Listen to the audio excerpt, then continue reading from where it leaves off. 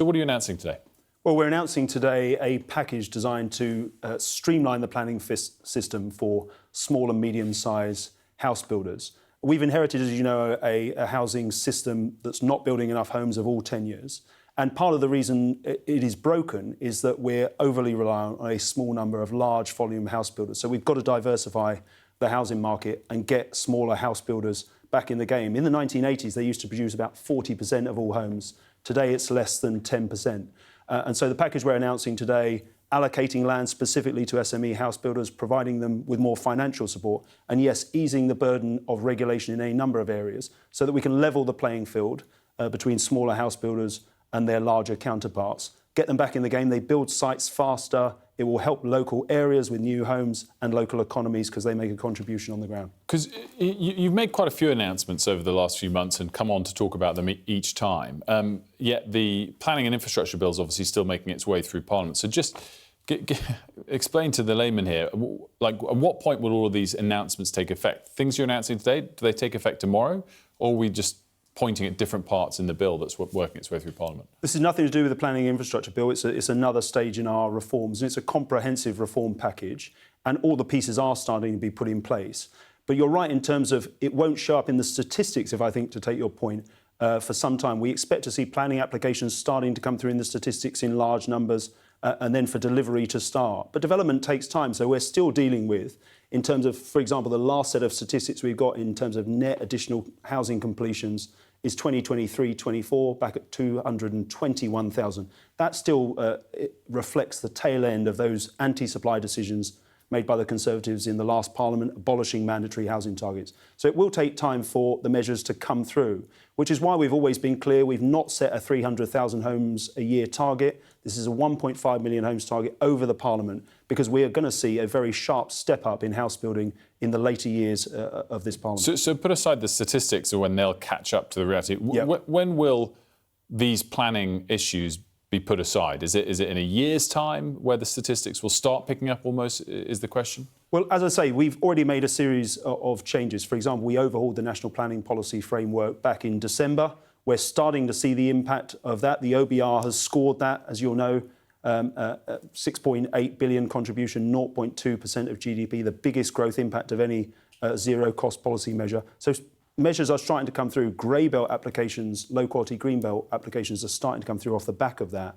When the planning infrastructure bill gets royal assent, we'll see further measures come in. And this package of reforms we're consulting on today, we hope to put in place very quickly. But I suppose in general terms, the majority of the pieces of our reform package will be in place this year, and our attention will then focus to ensuring that we are delivering in the system, making sure it's working optimally, so we get that 1.5 target here. One big area that a lot of people point to is the Aarhus Convention, and one of the hurdles, I think, to removing that was getting a deal with the EU. Now that the deal with the EU is done, will you be working to remove the effect of the Aarhus Convention to block planning?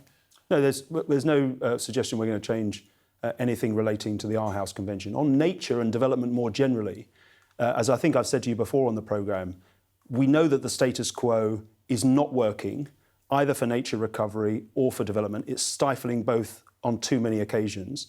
And we think there is a smarter way to get beyond this site-specific assessment and obligation process, which doesn't produce outcomes. If we take a smarter, more strategic approach, as we're doing through the planning infrastructure bill, we can get a win-win for nature and the economy. Now, we've got to give people confidence and certainty that that approach is going to work, that it's going to have those beneficial nature impacts. And we're open to all ideas and suggestions. We're engaging with the Office for Environmental Protection on how we can give that confidence and certainty. But we're absolutely clear that when it comes to the general approach, there's a big prize here. There's a win-win for both, and we can unlock both development and get better outcomes for nature than we're getting under the status quo. We'll see how that materialises.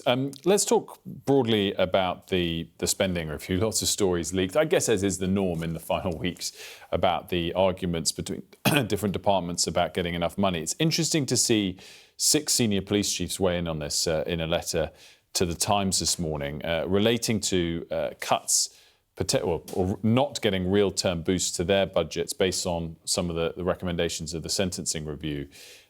Is that a priority area that must be protected for people to remain safe if some of the changes that were suggested materialise, that the police chiefs in particular are pointing to more funding they need if people are to be released early?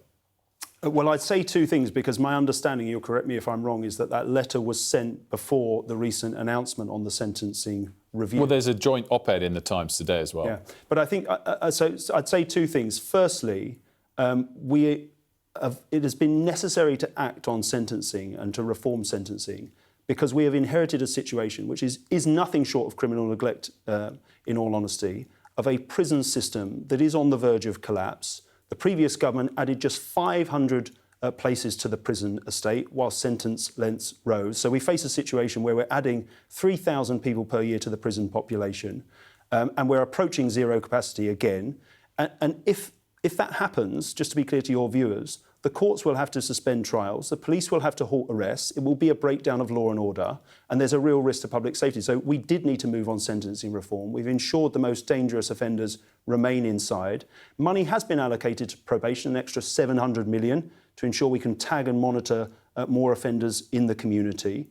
And in general terms on the police budgets, we're allocating funding to the police over £17 billion, a £1.2 billion increase in funding, and that includes 200 million to kickstart the 13,000 police, PCSOs and special constables we need to come forward. So I understand why people are making the case around a spending review for extra funding, but funding is going in, and in terms of needing to move on sentencing, funding is allocated, as I say, to probation to ensure that is I think there's no doubt that the prisons are in crisis, and we've reported on that extensively, and that was the case before you took power.